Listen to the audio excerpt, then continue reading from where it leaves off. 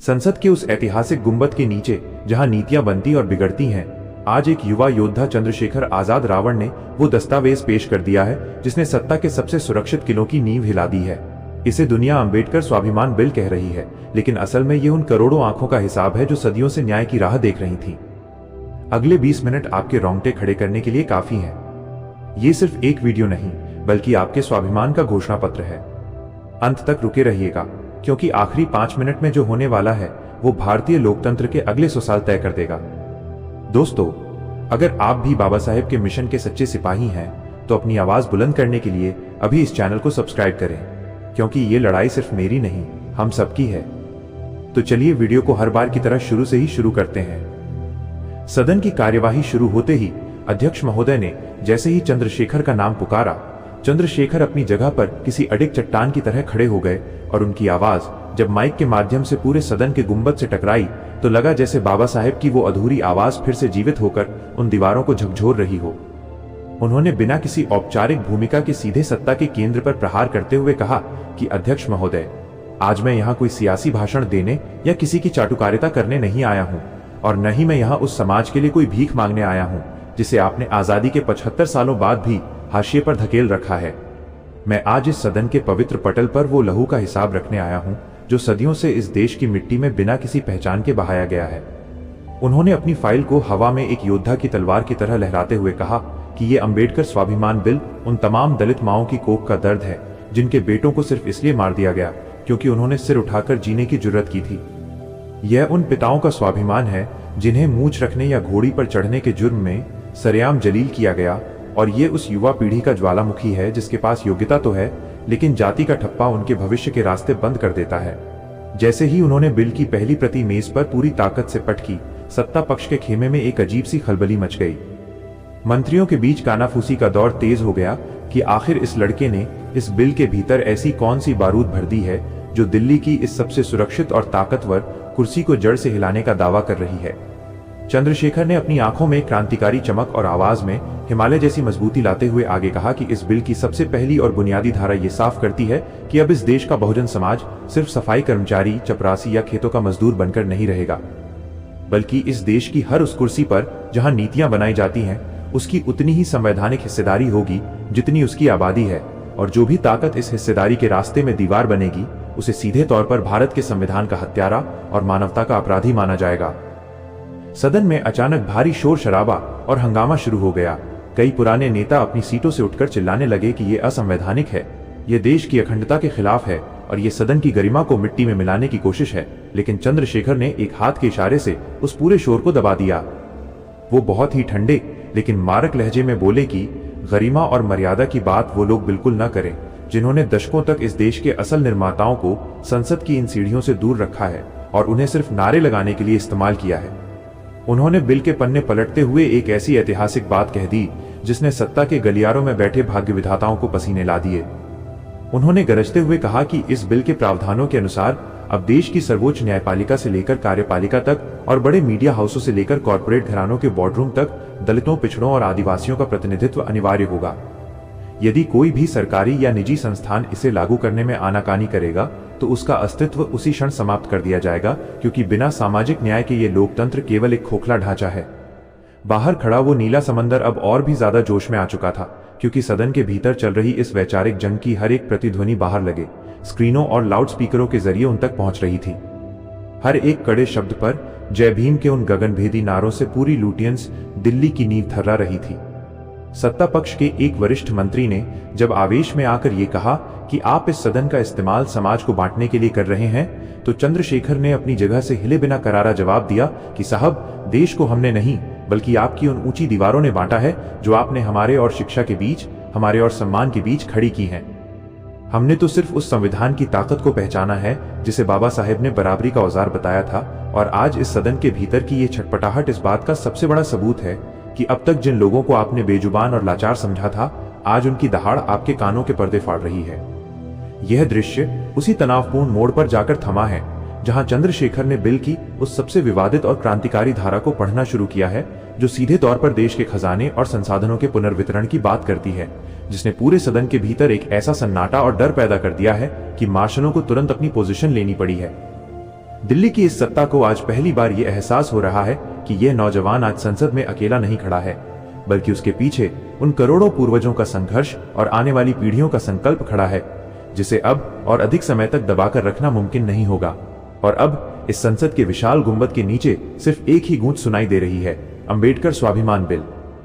सदन का तापमान अब सिर्फ राजनीतिक नहीं रह गया था, बल्कि वो एक वैचारिक युद्ध के मैदान में बदल चुका था, जहां एक तरफ सदियों का विशेषाधिकार था और दूसरी तरफ चंद्रशेखर आजाद रावण की आंखों में चमकता हुआ वो अंबेडकर स्वाभिमान बिल था, जो सत्ता के गलियारों में बैठे लोगों की रूह कपा रहा था। जैसे ही भाग 2 की कार्यवाही शुरू हुई, चंद्रशेखर ने अपनी फाइल का दूसरा अध्याय खोला और उनकी आवाज में वो खनक लौट आई जो किसी सोए हुए शेर के जागने पर होती है। उन्होंने अध्यक्ष महोदय की आंखों में सीधे देखते हुए कहा कि अब तक आपने हमारी गिनती सिर्फ सफाई के आंकड़ों और गरीबी की रेखा के नीचे देखी है, लेकिन इस बिल की दूसरी और सबसे क्रांतिकारी धारा यह तय करती है कि इस देश के जितने भी बड़े सरकारी और निजी बैंक हैं, उनमें जमा पूंजी का एक निश्चित हिस्सा केवल बहुजन समाज के युवाओं के स्टार्टअप और उद्योगों के लिए आरक्षित होगा। उन्होंने अपनी बात को और धार देते हुए कहा कि साहब, हम सिर्फ चपरासी बनने के लिए पैदा नहीं हुए हैं, हम इस देश के मालिक बनने का हक रखते हैं। यह बिल सुनिश्चित करेगा कि अब संसाधनों पर किसी खास वर्ग का एकाधिकार नहीं रहेगा, बल्कि जिसकी जितनी संख्या भारी, उसकी उतनी हिस्सेदारी का सपना जमीनी हकीकत बनेगा। सदन में एक बार फिर शोर का बवंडर उठा। सत्ता पक्ष के एक दिग्गज सांसद ने चिल्लाकर कहा कि आप अर्थव्यवस्था को बर्बाद करना चाहते हैं, आप योग्यता का अपमान कर रहे हैं। लेकिन चंद्रशेखर ने अपनी जगह से 1 इंच भी हिले बिना जवाब दिया कि योग्यता की बात वो लोग न करें जिन्होंने हजारों सालों तक एकलव्य का अंगूठा काटा है और शंभू की गर्दन पर वार किया है। असल योग्यता तो वो है जो अभावों में भी संघर्ष कर यहां तक पहुंचती है। जैसे जैसे चंद्रशेखर बिल की धाराओं को पढ़ रहे थे, संसद की दर्शक दीर्घा में बैठे सुरक्षा अधिकारियों और मार्शलों के चेहरे पर भी एक अजीब सा तनाव दिखने लगा था, क्योंकि उन्हें लग रहा था कि आज इतिहास की किताबों का एक नया पन्ना लिखा जा रहा है जिसे मिटाना अब मुमकिन नहीं होगा। चंद्रशेखर ने बिना रुके आगे बढ़ते हुए कहा कि इस स्वाभिमान बिल का अगला पड़ाव देश की भूमि सुधार प्रणाली है, जिसमें यह प्रावधान है कि इस देश की जितनी भी बंजर और सरकारी जमीनें हैं, उन्हें तुरंत प्रभाव से भूमिहीन दलितों और पिछड़ों के नाम आवंटित किया जाए, ताकि उन्हें किसी के आगे हाथ न फैलाना पड़े। सदन के भीतर मंत्रियों के माथे पर पसीना आने लगा था, क्योंकि उन्हें लग रहा था कि अगर ये बिल चर्चा के लिए भी स्वीकार कर लिया गया तो बाहर खड़ा वो नीला समंदर पूरी दिल्ली को अपने आगोश में ले लेगा और फिर सत्ता का यह किला हमेशा के लिए ढह जाएगा। विपक्ष के कुछ नेताओं ने समर्थन में मेजें थपथपानी शुरू की तो सत्ता पक्ष के कुछ लोगों ने कागज फाड़कर हवा में उछाले, लेकिन चंद्रशेखर ने उन उड़ते हुए कागजों के बीच भी अपनी आवाज को दबने नहीं दिया और गरजते हुए कहा कि आप कागज फाड़ सकते हैं, आप शोर मचा सकते हैं, लेकिन आप उस विचारधारा को नहीं रोक सकते। उन्होंने बिल की एक ऐसी धारा का जिक्र किया जिसने पूरे देश के मीडिया हाउसों में खलबली मचा दी। उन्होंने कहा कि इस देश का चौथा स्तंभ यानी मीडिया तब तक आजाद नहीं माना जाएगा जब तक उसके संपादकीय बोर्ड में दलितों और आदिवासियों का प्रतिनिधित्व नहीं होगा। सदन के भीतर का सन्नाटा अब और भी गहरा हो गया था, क्योंकि पहली बार कोई नेता सीधे उन शक्तियों पर हमला कर रहा था जो पर्दे के पीछे से सरकारें चलाती हैं, और चंद्रशेखर की ये बातें सीधे उन पूंजीपतियों के कलेजे को चीर रही थीं जो इस देश के संसाधनों को अपनी जागीर समझते थे। बाहर खड़ी भीड़ अब जय भीम के नारों के साथ संसद की दीवारों को गुंजा रही थी और ऐसा लग रहा था मानो बाबा साहेब के संविधान की प्रस्तावना आज खुद चलकर सदन के भीतर न्याय मांग रही है। चंद्रशेखर ने अपनी फाइल के पन्ने पलटते हुए कहा कि अध्यक्ष महोदय, ये लड़ाई सिर्फ एक जाति या धर्म की नहीं है, ये लड़ाई उस गरिमा की है जो इस देश के हर नागरिक को मिलनी चाहिए थी। भाग 2 का यह दृश्य उस चरम बिंदु पर पहुंचता है जहां चंद्रशेखर ने बिल की उस डेथ क्लॉज का जिक्र किया जो सीधे तौर पर भ्रष्टाचार और जातिगत भेदभाव करने वाले अधिकारियों की संपत्ति जब्त कर उसे पीड़ितों में बांटने का आदेश देती है, जिसने पूरी ब्यूरोक्रेसी में हड़कंप मचा दिया है। संसद के इस महान कक्ष में आज सत्ता और संघर्ष के बीच का फासला खत्म हो चुका था और हर किसी को एहसास हो रहा था कि अब दिल्ली की कुर्सी हिलने वाली नहीं बल्कि टूटने वाली है, क्योंकि अंबेडकर स्वाभिमान बिल अब एक कानून नहीं, एक सैलाब बन चुका है। सदन की सरगर्मी अब अपने चरम पर पहुंच चुकी थी। अगली शुरुआत ऐसे भारी सन्नाटे के साथ हुई जिसने पूरे लोकतंत्र के मंदिर को अपनी लपेट में ले लिया था, क्योंकि सत्ता पक्ष के सबसे कद्दावर रणनीतिकार और गृहमंत्री अपनी सीट से उठकर चंद्रशेखर आजाद रावण की ओर एक तीखी नजर डाल रहे थे। जब अध्यक्ष महोदय ने हस्तक्षेप करने की कोशिश की, सदन के भीतर का शोर अचानक एक सुनियोजित विरोध में बदल गया और चारों तरफ से अंबेडकर स्वाभिमान बिल की प्रतियों को छीनने और फाड़ने की कोशिशें होने लगीं। लेकिन चंद्रशेखर ने अपनी फाइल को अपने सीने से ऐसे लगा लिया जैसे कोई योद्धा अपने आखिरी हथियार की रक्षा करता है। उन्होंने माइक को हाथ में लेकर पूरी ताकत से दहाड़ते हुए कहा कि आप कागज फाड़ सकते हैं, आप मेरी आवाज को शोर में दबा सकते हैं, लेकिन आप उस संवैधानिक भूचाल को कैसे रोकेंगे जो इस वक्त संसद की इन दीवारों के बाहर खड़ा होकर अपना हक मांग रहा है। सदन के भीतर मार्शलों का घेरा और सख्त हो गया था, क्योंकि सत्ता पक्ष के कुछ युवा सांसदों ने चंद्रशेखर की डेस्क तक पहुंचने की कोशिश की, लेकिन चंद्रशेखर की आंखों में वह चमक थी जिसने उन्हें अपनी जगह से 1 इंच भी हिलने नहीं दिया, और उन्होंने बिल का तीसरा अध्याय खोलते हुए एक ऐसी धारा पढ़नी शुरू की। इस धारा में स्पष्ट उल्लेख था कि देश की जितनी भी बड़ी निजी कंपनियां और कॉरपोरेट घराने हैं जो सरकारी संसाधनों और जमीन का इस्तेमाल करते हैं, उन्हें अपनी कुल हिस्सेदारी का 25% हिस्सा अंबेडकर स्वाभिमान फंड में देना होगा, जिससे देश के हर जिले में एक विश्वस्तरीय सिंबल ऑफ नॉलेज यूनिवर्सिटी बनाई जाएगी।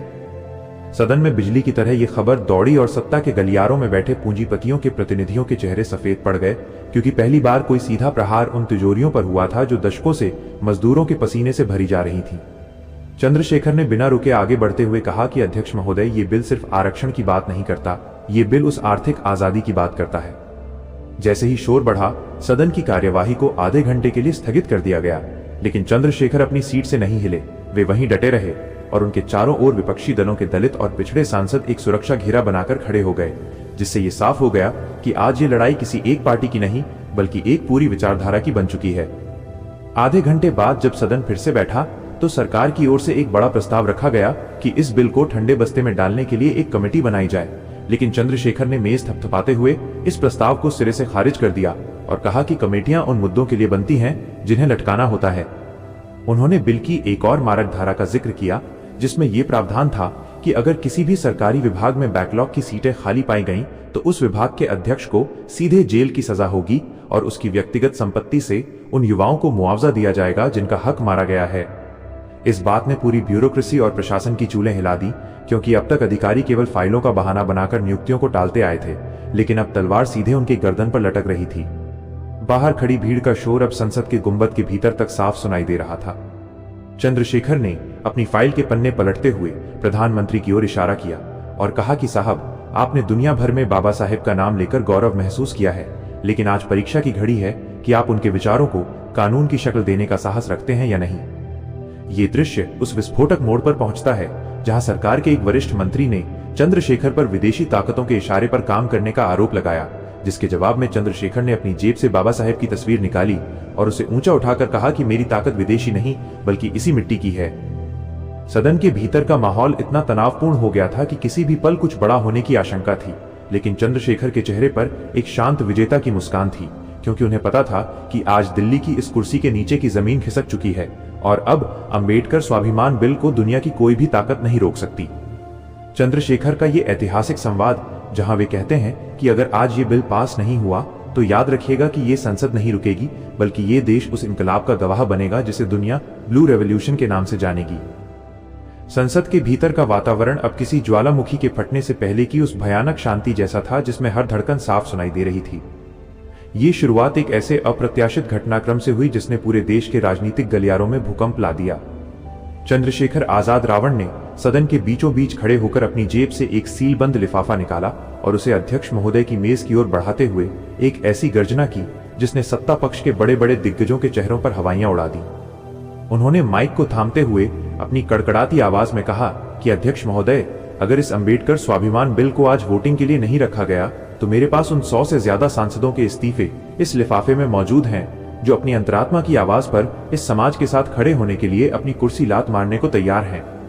सदन में जैसे ही इस्तीफों की बात गूंजी, सत्ता पक्ष के रणनीतिकारों के बीच भगदड़ मच गई और आनन फानन में व्हिप जारी करने की कोशिशें होने लगी, क्योंकि उन्हें अंदाजा भी नहीं था कि चंद्रशेखर ने सदन के भीतर ही एक ऐसा अदृश्य मोर्चा खड़ा कर लिया है। चंद्रशेखर ने अपनी फाइल का चौथा पन्ना पलटा और इस बार उनका प्रहार सीधे देश की चुनाव प्रणाली और राजनीतिक प्रतिनिधित्व पर था। उन्होंने बिल की उस धारा को जोर जोर से पढ़ना शुरू किया जिसमें प्रावधान था कि अब से देश की हर राजनीतिक पार्टी को अपने संगठनात्मक ढांचे और टिकट वितरण में दलितों, पिछड़ों और अल्पसंख्यकों को उनकी आबादी के अनुपात में अनिवार्य रूप से जगह देनी होगी। इस बात ने उन तमाम वंशवादी और पूंजीवादी राजनीतिक दलों की चूलें हिला दी जो दशकों से महलों में बैठकर गरीबों के नाम पर राजनीति करते आए थे, और सदन के भीतर एक ऐसा कोहराम मच गया जैसे किसी ने मधुमक्खियों के छत्ते में हाथ डाल दिया हो। चंद्रशेखर ने शोर के बीच अपनी आवाज को और ऊंचा करते हुए कहा कि साहब, अब लोकतंत्र सिर्फ 5 साल में एक बार वोट डालने का नाम नहीं रहेगा, बल्कि यह लोकतंत्र अब उस भागीदारी का नाम होगा जहां एक सफाई कर्मचारी का बेटा भी प्रधानमंत्री की कुर्सी का दावेदार बनेगा। सदन के भीतर मार्शलों को अब स्थिति संभालना मुश्किल हो रहा था, क्योंकि कई वरिष्ठ मंत्री अपनी सीटों से उतरकर चंद्रशेखर को घेरने की कोशिश कर रहे थे। लेकिन चंद्रशेखर अपनी जगह पर एक ऊंचे पर्वत की तरह अडिग खड़े रहे और उन्होंने बिल की उस गुप्त धारा का खुलासा किया। उन्होंने कहा कि इस बिल के अनुसार अब भारत के जितने भी विदेशी दूतावास हैं और अंतर्राष्ट्रीय मंच हैं, वहां भारत का प्रतिनिधित्व करने वाले प्रतिनिधि मंडलों में बहुजन समाज के विद्वानों की मौजूदगी अनिवार्य होगी, ताकि दुनिया को पता चले कि जिस भारत को वो देख रही है उसका असली चेहरा वो शोषित समाज है। जैसे जैसे घड़ी की सुइयां आगे बढ़ रही थीं, संसद की दीवारों के बाहर खड़े उस नीले सैलाब का सब्र जवाब दे रहा था और जय भीम के नारों की गूंज अब सदन की छत को फाड़ देने वाली थी। चंद्रशेखर ने अपनी फाइल को मेज पर पटकते हुए सीधे प्रधानमंत्री की आंखों में आंखें डालकर कहा कि आज इतिहास आपसे सवाल पूछ रहा है। सत्ता पक्ष की ओर से एक आखिरी चाल चली गई और सदन की लाइटें कुछ पलों के लिए गुल कर दी गईं, ताकि अफरा तफरी का माहौल पैदा किया जा सके। लेकिन चंद्रशेखर ने अपने मोबाइल की टॉर्च जलाई और उसी रोशनी में अपनी फाइल को ऊपर उठाकर चिल्लाया कि अंधेरा तुम कर सकते हो, लेकिन बाबा साहेब के विचारों का सूरज अब उग चुका है। सदन के भीतर का यह नजारा अब एक महाकाव्य जैसा लग रहा था, जहां एक अकेला योद्धा अपने समाज के हजारों सालों के अपमान का बदला लेने के लिए शब्दों और कानूनों की ढाल लेकर खड़ा था, और विपक्ष के कई बड़े नेताओं ने अपनी पार्टी की सीमाओं को तोड़कर चंद्रशेखर के पीछे आकर खड़ा होना शुरू कर दिया। यह दृश्य उस रोंगटे खड़े कर देने वाले मोड़ पर पहुंचता है जहां अध्यक्ष महोदय को मजबूरन वोटिंग की प्रक्रिया शुरू करने का आदेश देना पड़ता है, और चंद्रशेखर के चेहरे पर एक ऐसी मुस्कान आती है जो केवल उस जीत की होती है जिसे मौत के मुंह से छीनकर लाया गया हो। पूरे सदन में एक अजीब सी बिजली दौड़ गई थी, क्योंकि पहली बार डिजिटल बोर्ड पर उन मतों की गिनती होने वाली थी जो ये तय करेंगे कि भारत आने वाले दशकों में एक जातिगत साम्राज्य रहेगा या फिर बाबा साहेब का प्रबुद्ध भारत बनेगा। सदन की घड़ी की सुइयां जैसे जैसे उस ऐतिहासिक क्षण की ओर बढ़ रही थीं, पूरे देश की धड़कनें थम सी गई थीं, क्योंकि ये उस डिजिटल वोटिंग बोर्ड के जलते हुए लाल और हरे संकेतों के साथ हुई जिसने ये तय करना था कि भारत का भविष्य क्या होगा। चंद्रशेखर आजाद रावण अपनी सीट पर एक शांत हिमालय की तरह अडिग खड़े थे, लेकिन उनकी मुट्ठियां इस कदर भिजी हुई थीं कि उनकी नसों का तनाव साफ दिखाई दे रहा था, और सदन के भीतर का सन्नाटा इतना गहरा था कि मार्शलों के जूतों की आवाज भी किसी धमाके जैसी गूंज रही थी। अध्यक्ष महोदय ने जैसे ही वोटिंग का बटन दबाने का आदेश दिया, सत्ता पक्ष के खेमे में वो अफरा तफरी मच गई जो किसी डूबते हुए जहाज पर होती है, क्योंकि उन्हें एहसास हो गया था कि चंद्रशेखर ने सदन के भीतर जो अंतरात्मा का मोर्चा तैयार किया था वो अब दलगत राजनीति की बेड़ियों को तोड़कर बाहर आ चुका है। डिजिटल बोर्ड पर जैसे ही आंकड़े चमकना शुरू हुए, पहले कुछ पलों के लिए लाल बत्तियां तेज थीं, लेकिन अचानक हरे रंग का सैलाब उमड़ने लगा और पूरे सदन में एक ऐसी बिजली दौड़ गई जिसने उन तमाम कुर्सियों को हिलाकर रख दिया। चंद्रशेखर ने अपनी फाइल को ऊपर उठाकर सीधे उस ऊंची आसंदी की ओर देखा और चिल्लाकर कहा कि आज सिर्फ एक बिल पास नहीं हो रहा है, आज उन करोड़ों बेजुबानों की जुबान खुल रही है जिन्हें आपने इतिहास के कूड़ेदान में फेंकने की साजिश रची थी। जैसे ही अंतिम परिणाम स्क्रीन पर चमका और अंबेडकर स्वाभिमान बिल बहुमत से पारित होने का संकेत मिला, सदन के भीतर वो दृश्य पैदा हुआ जो भारतीय लोकतंत्र के इतिहास में पहले कभी नहीं देखा गया था। विपक्षी नहीं बल्कि सत्ता पक्ष के भी दर्जनों दलित और पिछड़े सांसद अपनी सीटों से उठकर चंद्रशेखर की ओर दौड़ पड़े। जय भीम के उस गगनभेदी उद्घोष से संसद का विशाल गुंबद इस कदर थर्राया कि लगा मानो आसमान फट जाएगा। बाहर खड़ी लाखों की भीड़ को जैसे ही ये खबर मिली, दिल्ली की सड़कें नीले गुलाल से भर गईं और वो नीला समंदर अब एक सुनामी बनकर संसद की दीवारों से टकराने लगा। चंद्रशेखर ने अपनी आंखों में आए उन आंसुओं को पोंछा जो कमजोरी के नहीं बल्कि उस जीत के थे जिसे उन्होंने अपनी जान हथेली पर रखकर हासिल किया था, और उन्होंने प्रधानमंत्री की ओर मुड़कर एक आखिरी लेकिन सबसे मारक बात कही कि साहब, आज इस सदन ने यह साबित कर दिया है कि सत्ता किसी की जागीर नहीं होती। सदन के भीतर का कोहराम अब एक उत्सव में बदल चुका था, लेकिन चंद्रशेखर ने अपनी फाइल को बंद करते हुए सबको सावधान किया और कहा कि ये जीत मंजिल नहीं है, ये तो सिर्फ उस अधूरे इनकलाब की शुरुआत है जिसे पूरा करने का सपना बाबा साहेब ने देखा था। जैसे ही चंद्रशेखर संसद की उन ऐतिहासिक सीढ़ियों से नीचे उतरने लगे, सुरक्षा कर्मियों ने भी सम्मान में अपने सिर झुका लिए, और बाहर निकलते ही जब लाखों लोगों ने उन्हें अपने कंधों पर उठा लिया तो पूरी दुनिया ने देखा कि कैसे एक अकेला योद्धा अपनी वैचारिक दृढ़ता से दिल्ली के तख्ते को हिला सकता है। संसद की ऊंची मीनारें अब उस सूरज की रोशनी में चमक रही थीं जो आज एक नए भारत का उदय कर रहा था। एक ऐसा भारत जहां अब कोई अछूत नहीं होगा, जहां शिक्षा पर सबका अधिकार होगा और जहां अंबेडकर स्वाभिमान बिल हर शोषित की ढाल बनकर खड़ा होगा।